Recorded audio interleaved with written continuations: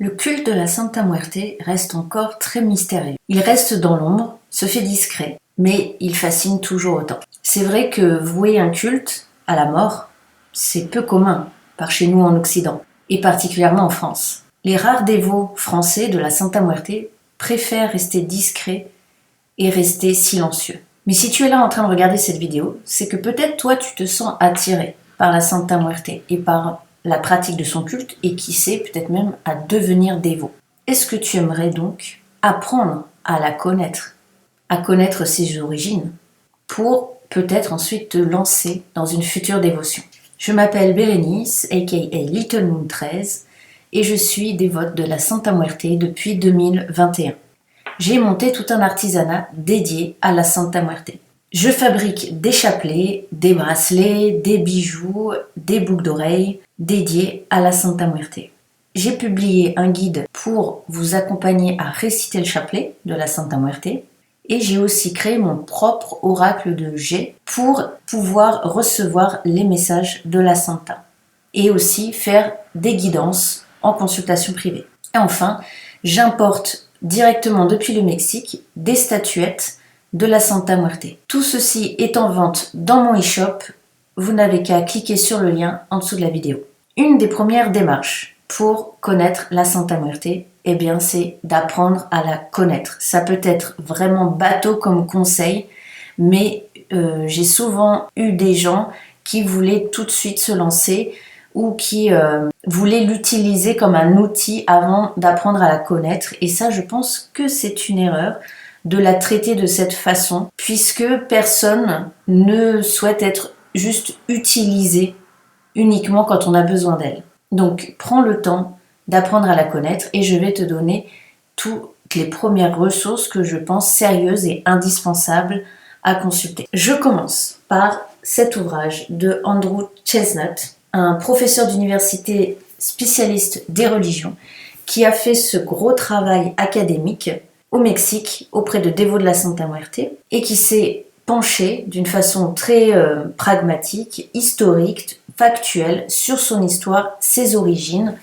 et sur comment les dévots mexicains pratiquent leur culte aujourd'hui. C'est très exhaustif, c'est vraiment le livre de référence et on a la chance qu'il ait été traduit en français. Il s'appelle La Santa Muerte, enquête sur la sainte patronne des marginaux latino-américains et des narcotrafiquants mexicains. Je déplore beaucoup le sous-titre très racoleur, accrocheur, comme aime bien faire la presse et les médias autour de la Santa Muerte. Ils insistent uniquement sur le côté un peu sensationnaliste et intriguant et un peu terrifiant. Oui, les narcotrafiquants l'adorent, alors forcément c'est la sainte des narcotrafiquants. C'est bien plus que ça, je ne suis pas narcotrafiquante et je suis une dévote de la Santa Muerte. Il faut faire la part des choses et si des médias passent par là, arrêtez de faire ça, s'il vous plaît. C'est lui manquer de respect aussi. Elle n'est pas que ça, c'est vraiment la réduire. Premier livre que je vous conseille vraiment, le livre de Andrew Chesnut. Je vous mettrai la référence sous la vidéo. Et à l'heure où nous parlons, une 3e édition va sortir est sortie aux États-Unis déjà et peut-être chez nous sera accessible au mois de juin. Mais elle sera en anglais bien sûr parce qu'il est américain. Le temps qu'une nouvelle traduction nous parvienne en français, je pense que ça va prendre du temps. Et déjà, est-ce qu'une maison d'édition va s'intéresser à traduire le livre ou pas? Je ne sais pas. Mais en tout cas, en attendant, vous avez cette édition chez Camion Noir. Pour connaître la Santa, c'est vraiment le livre indispensable. Et bien, sur YouTube, exactement comme vous êtes en train de le faire, vous avez des vidéos à consulter. Encore une fois, il y a le problème, les barrières de la langue, mais c'est pour ça que je suis là. Vous avez beaucoup de documentation sur YouTube en espagnol et en anglais. Donc si vous comprenez l'espagnol et l'anglais, allez-y. Bien sûr, il faut faire le tri et prendre ce qui vous parle le plus. Sinon, vous avez aussi sur ma chaîne une vidéo dans laquelle je vous parle de ma dévotion plus en détail, de comment elle est arrivée dans ma vie. Donc ça peut aussi vous donner quelques petites indications. Sur mon site web, vous verrez, j'ai aussi une page dédiée qui s'appelle Qui est la Santissima Muerte et je vous ai compilé des documentaires YouTube que je trouve vraiment droit au but, sérieux, en français, en anglais, en espagnol, pour que vous ayez vraiment des témoignages de dévots, pour que vous compreniez l'enjeu de la dévotion. et en même temps tout l'amour aussi qu'est la Santa Muerte, puisqu'on nous la présente toujours comme une entité dangereuse, alors qu'en fait c'est aussi beaucoup d'amour. J'ai compris depuis 2021 que la Santa était un guide, une conseillère, une amie et même une mère. C'est une maman vraiment pour moi. C'est mon expérience avec elle. Allez visiter mon Instagram, lm13_Santa_Muerte, où vous avez aussi des exemples de dévotion, puisque j'ai publié quelques vidéos de prières et aussi c'est pas des rituels, des bouts de rituels on va dire, mais de ma pratique en fait, comment je l'honore chez moi personnellement. Donc vous pouvez aller aussi sur mon Instagram. Si vous avez TikTok ou Instagram, il y a bon nombre de dévots mexicains ou américains qui postent beaucoup de vidéos de leurs rituels, de leurs hôtels, etc. Donc vous pouvez aussi vous mettre un petit peu dans l'ambiance et commencer à vous nourrir de toute cette spiritualité, de toutes ces croyances, de toute cette imagerie assez précise. Quand même, il y a des choses qui reviennent. N'hésitez pas à vous balader aussi sur les réseaux sociaux, puisque comme je disais, en France, comme la mort est tabou, que nous sommes une civilisation judéo-chrétienne qui nous a appris à avoir peur de la mort, à redouter les morts et la mort,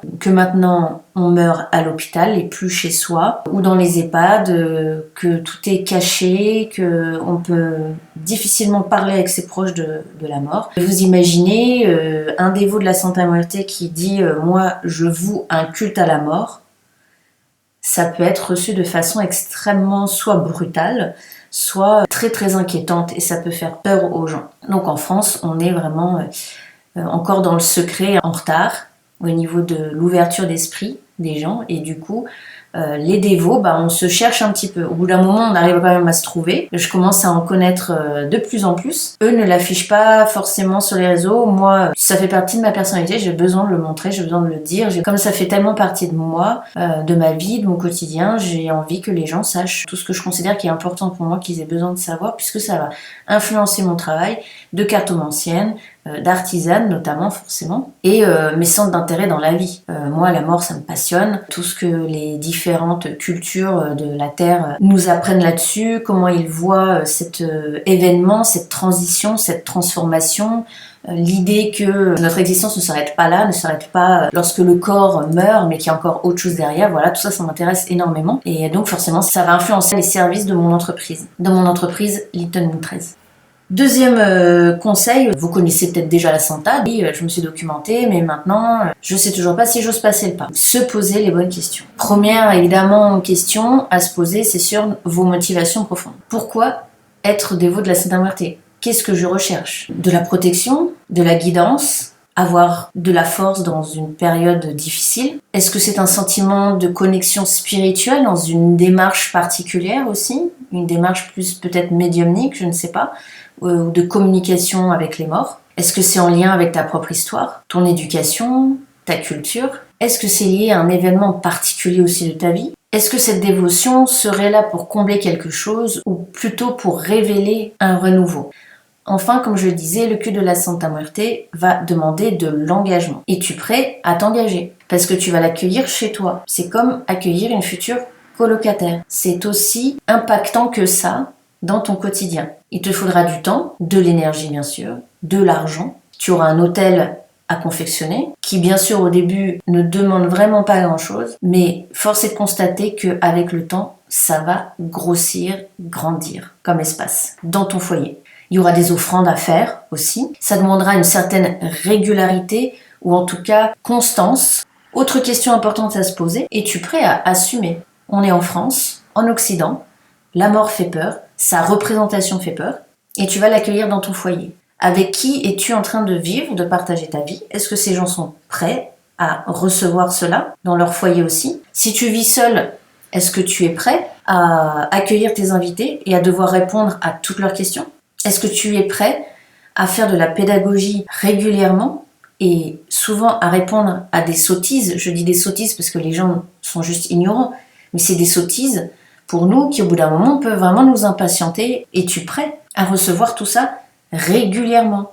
Enfin, es-tu prêt à faire ce qu'il faut du côté purement logistique? Vu que tu vas l'accueillir chez toi et que tu auras un hôtel à mettre quelque part. C'est comme lui préparer une pièce consacrée à elle, une chambre. Mais seras-tu prêt aussi peut-être à faire des concessions avec les personnes avec lesquelles tu vis? Une armoire qui ferme, un secrétaire qui ferme, parce que ça nous gêne de la voir le reste du temps. Ou quand il y a des invités, tu vis dans un tout petit appartement, alors tu préfères l'enfermer dans son petit placard. Il y aura tout ce genre de choses à penser. Ça va vraiment bouleverser, changer ton quotidien et ta routine. Es-tu prêt à faire tout ça? Il faut pas que ça bloque non plus, puisque j'avais des craintes et finalement les choses se font dans le temps, petit à petit, lentement, ça s'installe. Rien n'est brusqué, rien n'est forcé, mais ce sont quand même des questions à se poser avant de se lancer, avant de lui dire et de se manifester auprès d'elle et de lui dire « j'aimerais entamer une relation avec toi ». Pour un petit exemple, moi je suis dévote de la Santa Muerte depuis 2021. Au début, j'ai fait très attention à faire des dévotions tous les mardis, vraiment sans jamais en louper un seul, mais malgré tout ça devenait difficile. Il y a quelque chose qui faisait que, à force de faire dans la répétition, je trouvais que ça perdait de son essence parce que c'était un peu forcé. Je devais faire toujours, tous les mardis. Et j'entendais souvent le discours de « si tu ne fais pas ça, elle va te punir, si tu fais pas ça, elle va se venger ». Comme j'étais un peu nourrie de ce genre de discours au début de ma dévotion, bah ouais, ça fait peur quoi. Parce qu'on sent qu'il y a une force qui nous dépasse et qui peut nous corriger, quelque chose comme ça. Donc c'est pas très rassurant. Et en fait, je me suis rendu compte à force de faire qu'il faut lui parler et lui expliquer tout simplement. Et elle comprend. Moi, je lui ai expliqué. Si je dois être forcée de prier machinalement une fois par semaine, toujours les mêmes choses, qu'il y a des jours, je suis moins en forme que d'autres, le cœur n'y est pas, pour moi, ça n'a aucun sens. Mais je fais autrement. Déjà, je pense à elle tous les jours, plusieurs fois par jour. Quand je sors de chez moi, sur ma porte d'entrée, j'ai un petit charms que j'ai commandé aux États-Unis, où il y a sa photo à l'intérieur, des petites breloques qui pendent, et quand je sors de chez moi, à chaque fois que je sors, je fais le signe de croix et j'embrasse son image et je lui dis merci pour cette journée. Ça, c'est tous les jours et chaque fois que je sors de chez moi. Quand je voyage, quand je suis en week-end ou en déplacement aussi, je lui parle, je pense à elle dans ma tête et je lui demande toujours est-ce qu'il y a quelque chose que tu voudrais que je te ramène, un petit cadeau, un souvenir, quelque chose qui pourra aller sur ton hôtel, qui te montre que je pense à toi, etc. Parfois, je tombe sur des choses intéressantes et puis parfois non. Et vous aussi, au fur et à mesure, vous allez peaufiner, ajuster votre dévotion. C'est bien de commencer, je pense, avec des bases inspirées des autres, suivre un protocole qui peut poser les bases. Et d'ailleurs, le livre pour cela, c'est celui-ci. C'est un livre vraiment très pratico-pratique. Pas à pas, on vous explique méthodiquement comment construire votre hôtel. Et aussi quelles sont les prières d'ouverture, de fermeture, quel jour faire telle prière, tel rituel. Voilà, ça, ce livre m'a vraiment beaucoup aidé. Malheureusement, je crois qu'il n'est plus édité. Il faut régulièrement fouiller sur Internet. Je vous mettrai le nom dans la description de la vidéo. C'est la Santa Muerte, Reine de la Mort, recueil personnel de sorcellerie par Anakin66. Et c'était édité aux éditions Ciel et Terre. Je vous mettrai les références. Rappelez-vous aussi de bien rester vous-même et de vous demander lors de vos recherches ou lorsque vous vous poserez tranquillement les questions que je vous ai soumises. Essayez toujours de revenir à vous et vous dire est-ce que moi, ça pourrait me correspondre, moi, est-ce que je pourrais rester moi-même dans ma dévotion? Parce que la Santa veut que vous restiez vous-même. Si vous respectez ça, tout ira bien entre vous. Est-ce que la Santa te paraît moins effrayante, moins mystérieuse à présent? Et si tu es tombé sur cette vidéo par hasard et que tu es encore là, n'hésite pas à mettre un like à cette vidéo, à me dire ce que tu en as pensé dans les commentaires et à partager à des personnes qui peut-être s'intéressent aussi à la Santa Muerte, au folklore mexicain ou qui eux-mêmes se posent la question de la dévotion à la Santa Muerte. Mettez-moi toutes vos questions aussi en commentaire et je me ferai un plaisir d'y répondre. Dans mon outil gratuit que je t'offre, tu vas repartir avec toutes les connaissances fondamentales et indispensables pour connaître la Santa Muerte. Je t'ai tout résumé, tout synthétisé dans ce document. Tu auras aussi le rappel des 5 bonnes questions à se poser avant de s'engager dans la dévotion. Et tu auras aussi mes conseils personnels depuis ma propre expérience. Je t'en ai déjà parlé un petit peu avant.